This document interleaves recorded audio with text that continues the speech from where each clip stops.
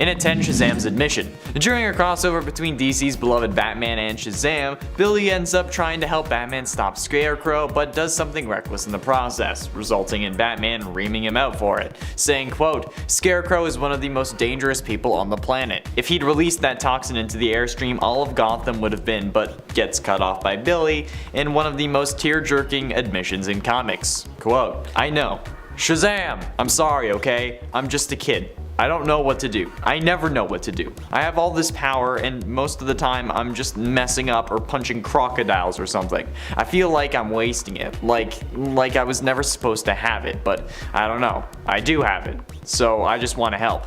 I need to help." Honestly, it was a very emotional scene. I don't know if Batman knew about Billy being a kid before this or not, but you can just sense how guilty Billy feels about everything. He's just a kid that wants to help. And at 9, Jason Todd. Jason Todd died by voters calling in to decide whether he would live or die, and his death was tragic for many reasons. Not only did most deem the vote unfair and cynical, but felt like it was a little too dark. However, for many, Jason had never been more interesting than he was right before he died, and it was his death that caused an increased sense of actually having a good character that eventually made him popular enough to come back. Jason would most likely not be as loved as he is today if he hadn't have died, because his death is like one of the biggest moments in DC history, and outside of that, it made him the character he is today. The iconic images of Batman holding his impressively intact corpse are one that have gone down in comic history, and he was also seemingly the first person to stay dead in comics and really set the stage for actual stakes now that characters wouldn't come back. He eventually did,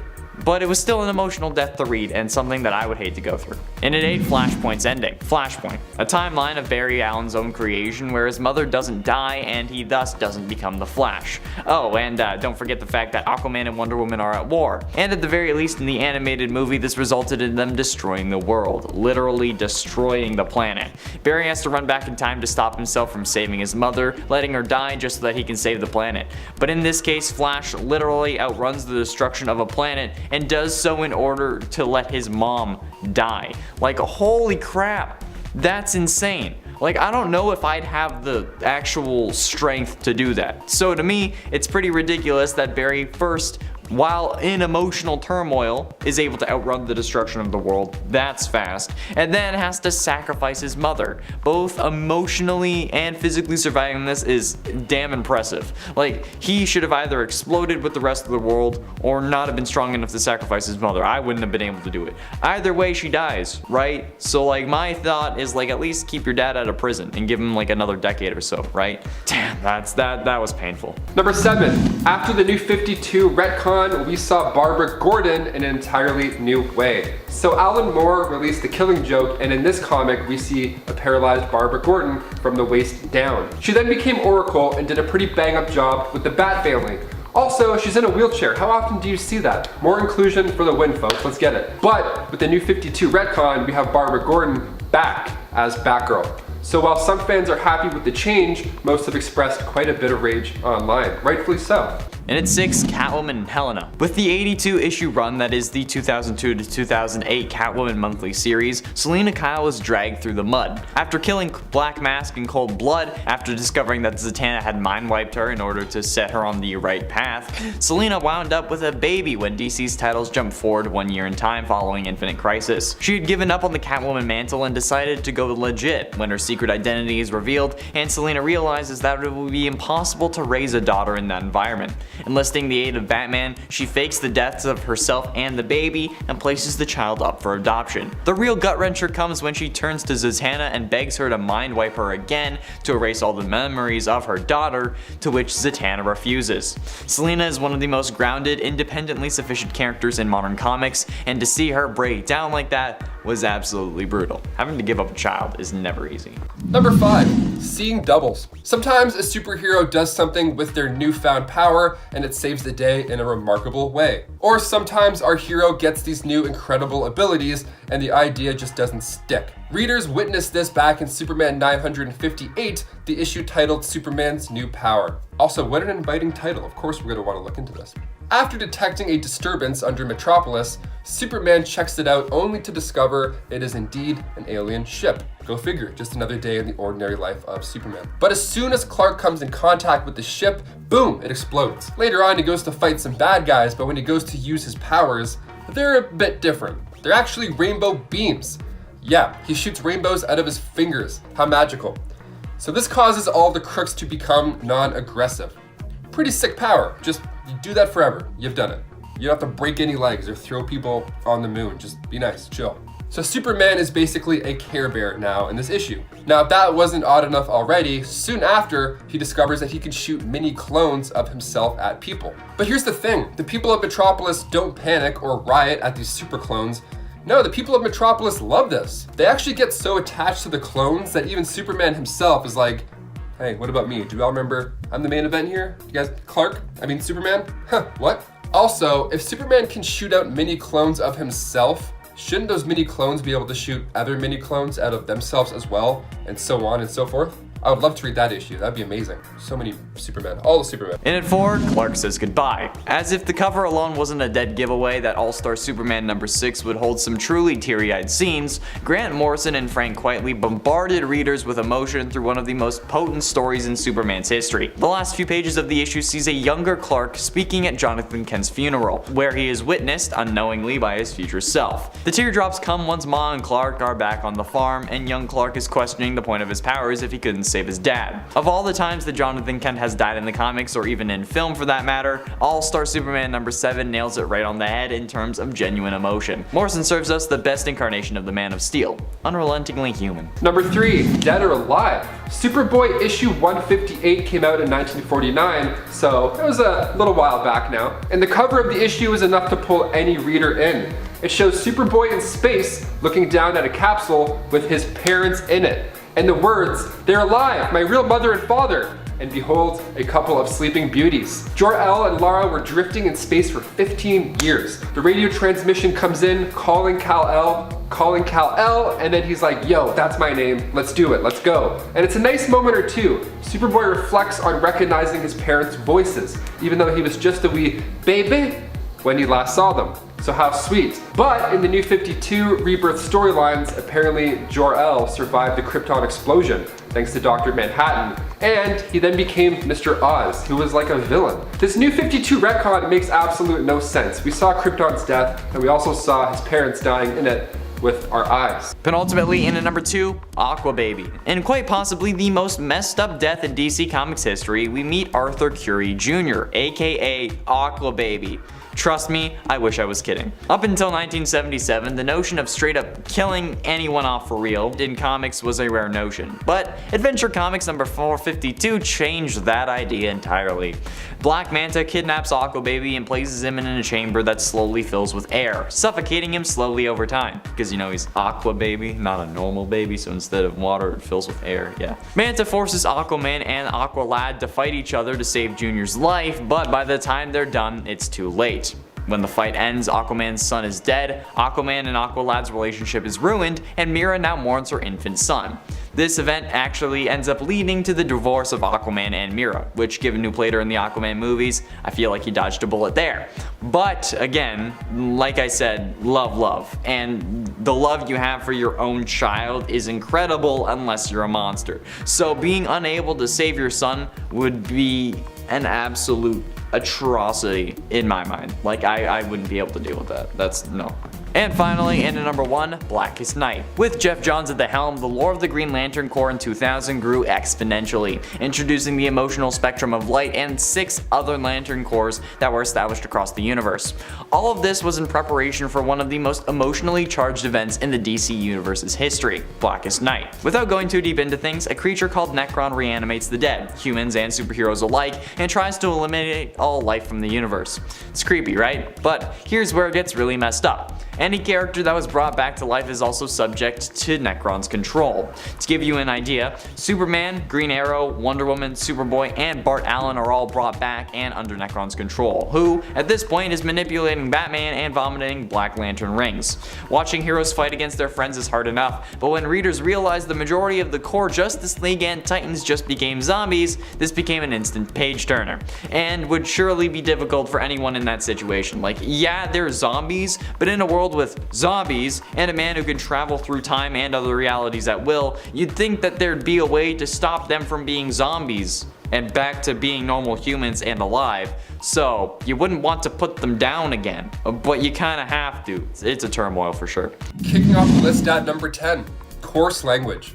Usually when a product gets recalled, it means something must be really wrong with the product.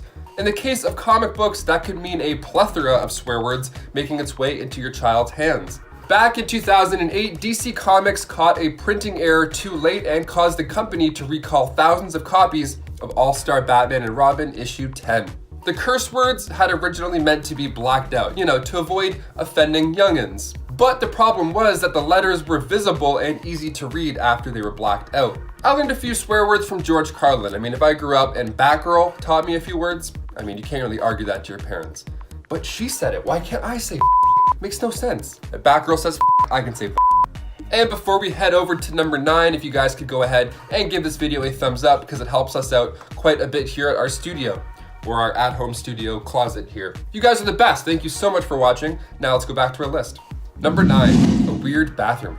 This next one comes from issue 5 of Batgirl and Birds of Prey.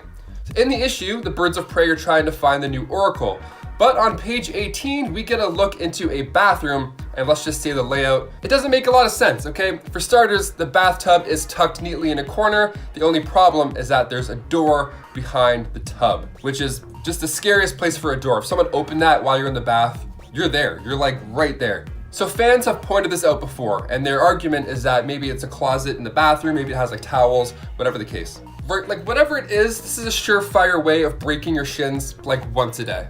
I stub my toe off things often. I stub my toe in my room so many times. My toes are just gone, they're mangled. Let alone the corner of a bathtub, I would move out after 2 days. This is a tiny, confusing element of an otherwise great story, but it's always fun to bring up because once you see it, you can't unsee it. There are real bathrooms like this in the world, isn't that crazy? There's that one bathroom where you can like go outside and people can't see inside, but you can see outside. It's like a public bathroom. Nightmares, absolutely nightmares. Number 8, the Suicide Snare. Released back in 1987, Action Comics Volume 1, Issue 593, The Suicide Snare. The cover of the issue, first of all, shows Superman with Big Barda. I don't mean they're grabbing a coffee and they're bird watching in the park. No, I mean like he's with her. They're making out. Okay, and who's just watching in the background? Why, it's Mr. Miracle, just watching the whole event go down, in shock. Even the line, Superman and my wife, is laid across the cover. It's great. You're obviously gonna read it if you see this comic. So what's going on here already? This is crazy. So Mr. Miracle goes home and finds Darkseid sitting on his couch. So scary, right off the bat. Then he immediately asks where Barda is, and Darkseid just gives him a tape to play. So already this is the weirdest thing ever. Like if Darkseid just handed you a tape, would you not faint? I'd faint. I'm like, oh, cool, DVD, all my friends are dead. All of my friends are dead, awesome. So he clicks play and he sees Big Barda dancing for Sleaze. And I'm not talking about TikTok dances either. They don't show it, but it's implied that it is sexual dancing in nature. So Sleaze takes mind-controlled Barda and Superman to an adult film director named Grossman. Yeah, Grossman, haha. So his whole idea is that the adult tape would make enough money to just buy an army. Like that was his way of making money fast. Not a bad idea. So in comes Mr. Miracle to save this awkward day, releasing the two from Sleaze's mind control. That would have been a really awkward brunch though if Mr. Miracle didn't show up. Also, I wonder if readers had a certain song in their head while they were watching the dancing scene. You know, sometimes you read something and you like imagine like music playing. I read this scene and I imagined like Hungry Like the Wolf was in my head while they were dancing. Maybe it's just me. Maybe I'm old school. And at 7, the death of Barry Allen. After being put on trial for killing Professor Zoom, Barry Allen retires and joins Iris in the 30th century. After only a few weeks of happiness though, the crisis on Infinite Earths intervenes, and Allen is captured by the Anti-Monitor and brought to 1985. According to the Anti-Monitor, the Flash was the only being capable of traveling to other universes at will, so he had to capture him so that he couldn't be free. Allen escapes and foils the Anti-Monitor's plan though to destroy the Earth with an antimatter cannon, creating a speed vortex to draw the power in, but he dies in the process as the power becomes too much for his body. It has been said that Allen travels back through time and becomes the very same lightning bolt that gave him his powers, but later it was also strongly implied that the soul of Barry Allen resides in the Speed Force, the mystical source of Valhalla open to all dead speedsters, and the place from which the living ones draw their powers. After Allen's death, Kid Flash Wally West, his nephew and sidekick, ends up taking up the mantle of the Flash. A heartbreaking moment for any longtime fans of Barry Allen who now had to accept a new character in the role. Number 6, Supergirl's pet horse. There's no doubt love is a major driving force with most of these superpowered beings. But some of the relationships here are just a bit too far-fetched. Like, you know, the time Supergirl fell in love with Comet, her pet horse. It's a sapient horse with magical powers who at one point was actually a centaur in ancient Greece. He first appeared in Adventure Comics 293. Now, of course, super animals aren't new to DC Comics, so we also see Krypto the super dog, who came from Superman's past, Streaky the super cat, Beppo the super monkey, and Comet was this pet from the future. Yeah, so already my brain is like, So he became Supergirl's pet, and then he became a human in Action Comics issue 301. Yeah, like in Shrek, he becomes a hot guy. So a comet that was passing Earth turned Comet into a human man named Bronco Bill, a rodeo star. He rides horses, he knows how the whole works. It's Bronco Bill. Then Supergirl and Bronco Bill fell in love and dated for some time, until he turned back into, you know, an animal? Yeah, this is wild on so many levels. Also, I have so many questions that I kind of don't want to know the answer to. He's a rodeo star. That's all I'm saying. You can put it together. That's all I'm saying. Number 5, Evil Amazons. Yeah, you heard that correctly. The New 52 comes through yet again to disappoint fans. The New 52 Wonder Woman series began in June 2016, and Brian Azzarello made the Amazons' origin so that they attacked sailors on the high seas that were too close to their land. Okay, and if that wasn't bad enough, Azzarello even went so far as to make the Amazons murder these sailors and then toss their bodies in the water. And if they have any sons, well, those sons are being sold right into slavery. I don't think we'll be seeing this in the Wonder Woman sequel. I mean, maybe? Imagine if they went from like the first movie to like a band of hardcore pirates just whipping people off boats. Get out of town. The Wonder Woman clay origin was preferred over the new stuff. These false memories that were written to her story were liked. I mean, rightfully so. Number 4, Green Lantern's replacement. Since we're on the topic of animals making readers scratch their heads, I have to bring up another super pet, Streak the Wonder Dog. He made his first appearance in Green Lantern issue 30 as Alan Scott's cute companion. And then he replaced Alan Scott on the front cover of the comic 4 issues later. The last comic that Streak was the shining front cover star for was issue 38. It's a shame it didn't last longer though. I mean, to be honest, that's already impressive that it lasted even that long in the first place. Which super dog is your favorite also? Let us know in the comments down below. I see people online. I think Streak is mine. So issue 36 with Streak is actually currently running for $630 on eBay currently. So if you got a few extra bucks lying around, add one of the weirdest issues ever to your collection. Getting close to the end, and in number 3, Ralph finds Sue's body. I think that in general, Identity Crisis number 1 may be the saddest DC comic ever. There is not one moment of joy within these pages, but when Ralph Dibny, the elongated man, found his wife and soulmate Sue Dearborn dead in their home, burnt to a crisp, you're a soulless bastard if you didn't wipe a tear from your eye. Firstly, seeing Ralph's rubbery mouth drop open because he's too emotional to literally keep himself together while kneeling desperately in the rain clutching Sue's body is a great image of himself, but ow. And then right next to that panel there's a close-up of a positive pregnancy test and a note that says daddy, 2 lines equals positive. That's cruel. Identity Crisis is definitely the saddest comic event ever, but this moment takes the cake for the most depressing moment in the history of all the Crisis events. As a person who loves love and thinks that it's one of the best things in the world when you have it, this is literally my worst fear. I would have hated to be in Ralph's shoes in these moments. Like, I can get behind like stretching myself at will, that seems like it would be fun, but having to deal with this, no thank you. Number 2, ignoring Blue Beetle. Back in Countdown to Infinite Crisis, Blue Beetle had actually approached his super friends and teammates after he discovered something called the OMAC project. So he brought it up to Batman's attention, but Bruce just doesn't really give it to him. He brushes him off almost immediately. That's page 13. 13 and 12 are good.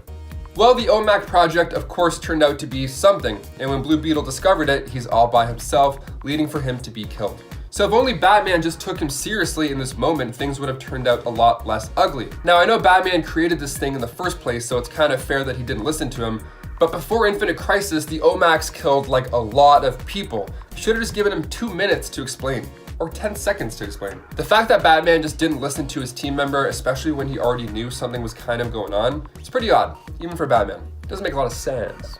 And finally, number 1, Stephanie Brown's death. So when Tim's father found out about his part-time job as Robin, he was forced to retire. Meanwhile, Stephanie Brown broke it off with Tim Drake because she thought that he'd been sneaking around behind her back, talking to other girls, all that jazz. So of course she needed something else to focus on, so she made a homemade Robin suit and snuck into the Batcave and demanded that Batman would make her the new Robin. Awesome. So cut to several months of training, we got a new costume upgrade that matches Tim designs. It's all great. Now she's rolling with Batman on the streets. And they did pretty well together for a bit. Then she disobeyed Batman's orders on a couple of missions and was fired, because you know, he likes firing people. Now this is where things get weird. See, because of this, Stephanie felt like she had to prove herself to Batman, so she took one of his plans and tried to do the job herself. This unfortunately led to the events of Batman War Games, where Stephanie was captured by Black Mask, tortured, and then she sadly died in a hospital with a failed, sad Bruce Wayne by her side. Super sad, but this is where things get fishy for the comics. So Leslie Tompkins, okay, it was actually revealed that she had withheld the medical treatment that could have saved Stephanie's life in order to make Bruce see the violence that he caused and hang up the mantle. That's one way to give a lesson out, sure. This wasn't taken lightly, and the company fixed it in 2008's Robin issue 174, where it was revealed that Leslie had faked Stephanie's death all along to keep her safe. Then Stephanie continued to fight as the Spoiler and Batgirl. Sure, there's one way to make things happen, you know, you make it in a certain way, and then there's another, but you can't really do both. You can't have both exist. DC Comics are confusing.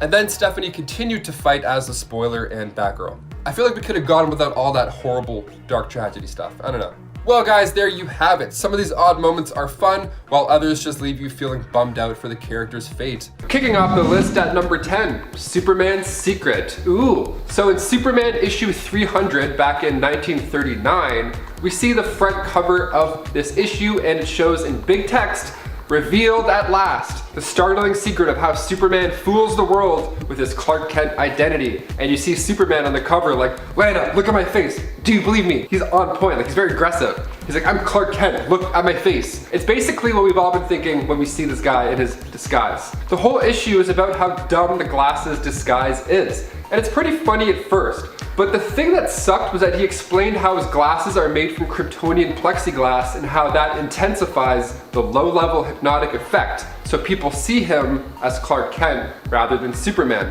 So he can be dressed in his gear and people are like, "No, you're definitely Clark Kent. I'm looking right at you. Your chest is the size of a car, but you know what? I think you're still Clark Kent." It wasn't until Byrne's 1986 reboot until this power was dropped. Thankfully. Because if they had kept that idea, then it would have made the comics where Bruce Wayne pretends to be Superman pretty unnecessary. Also, if Superman has these powers in comics or movies, that would just be hilarious. It would just be Henry Cavill at the bar in his Superman gear just flexing, then a guy pours a beer on his head while we're just staring at him in costume. That would have just been weird. That guy should have been punched out to space also. Forget about his truck being stuck in trees. They should have grabbed him and just went, gone. Number 9, One Punch Man. Superboy Prime punches through reality itself.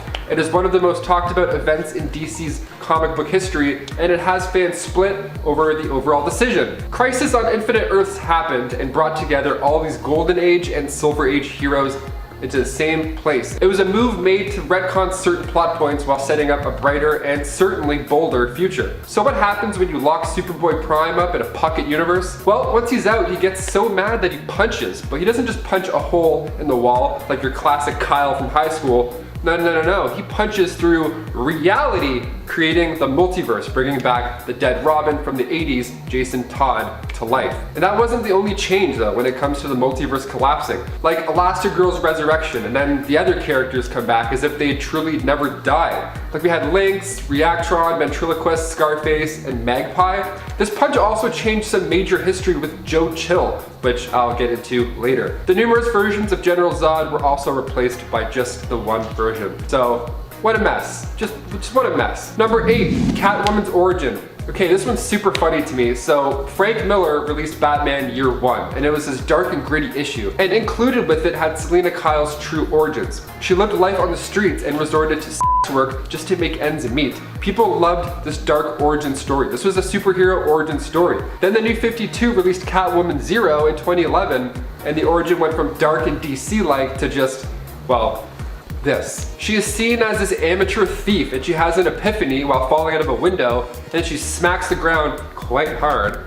And then, out of nowhere, a group of stray cats appear and start to lick her back to life. Look at her face, getting all sticky. First of all, the sound. Second of all, the smell. Wouldn't be the best. Basically just doing what Tim Burton did, but on the page. No way. Number 7, Batman's skin suit. Batman has an incredible fashion sense. The guy knows how to dress, either during the day as Bruce Wayne when he's scoring chicks, or at night when he's dropping bad guys off buildings, breaking their legs. But back in Suicide Squad issue 13, titled Battle Lines, Batman has a bit of a wardrobe malfunction. So when Batman is tackled by Rick Flag, it seems he loses his shirt in the battle, but only for a moment, just for a little. So how did this happen? Obviously it was a printing error and the color just looked different and it matched his legs. So now it looks like he's a naked dude fighting in a Speedo and a cape, which is pretty intimidating. I wish they did this in a movie for like a split second while Bruce is fighting a guy, he's just naked all of a sudden, just decking someone, and then in the next scene he's wearing full armor again. The audience is like, Rotten Tomatoes would give it 110%. That's all I'm saying. That's all I'm saying. Number 6, Identity Crisis. Brad Meltzer's Identity Crisis was a 7-part issue released back in 2004. The first issue actually did really well with pre-orders, passing I think like 160,000. But come issue 2, fans weren't nearly as interested the first time around. There was a huge decline in numbers. Why though? Well, the cruelty of the content was deemed a bit too much for comic book readers at the time. It had basically turned into a murder mystery about the death of Sue Dibney. Fans weren't on board with how dark the story got with certain details, some drawing the conclusion that it was done just for shock value. Fans have said that every character involved in that comic was just ruined. So what do you guys think? Agree, disagree? Comment down below. Halfway through into number 5, Ripped Letter. During the events of Flashpoint, both in the comics and in the animated movie The Flashpoint Paradox, Barry brings back a little souvenir for Batman. But instead of a "I survived my trip to a different timeline" t-shirt, it's actually a letter from Bruce's father, who was alive in the Flashpoint timeline. It's the only contact that Batman has ever had with one of his parents since they died. It would be a shame if something happened to it. Oh wait, that's right, Thawne decides to rip it to shreds so that it couldn't even be reassembled. It also didn't help that Thomas was the reason Thawne was killed in the Flashpoint timeline, so yeah, this was certainly a way to get back at Thomas, even though he was dead this time around. But I mean, like, who cares? It was super unnecessary for Reverse Flash to do this, but it was still quite an emotional moment for both Bruce and the readers, which is also confusing since in the Dark Multiverse story, Reverse Flash actually saves both Bruce Wayne and his parents in order for there to be no Batman to oppose him in Reverse Flash's perfect universe. But this seems like another good way to stick it to Batman, who can never really be happy. Number 4, what is love? More like, where is love? Green Arrow and Black Canary are an iconic couple, or rather, were. The two have been together since their early issues in the 60s, and then the reboot came along in 2011, and they weren't lovers anymore. What? For 5 years, readers had to watch them not be in love, and it was a weird time. Eventually, DC listened, and then when DC Rebirth happened, the couple was back together again. Now, this made fans happy, of course, but that was 5 years of storytelling, and now those issues are just scrapped. Awesome, sick, 5 years. A lot of words, a lot of eye movements. Thanks. Number 3. Wonder Woman, please hold. Most of us know by now that Wonder Woman is, of course, one of the key members of the Justice League. That's how it's been for most stories.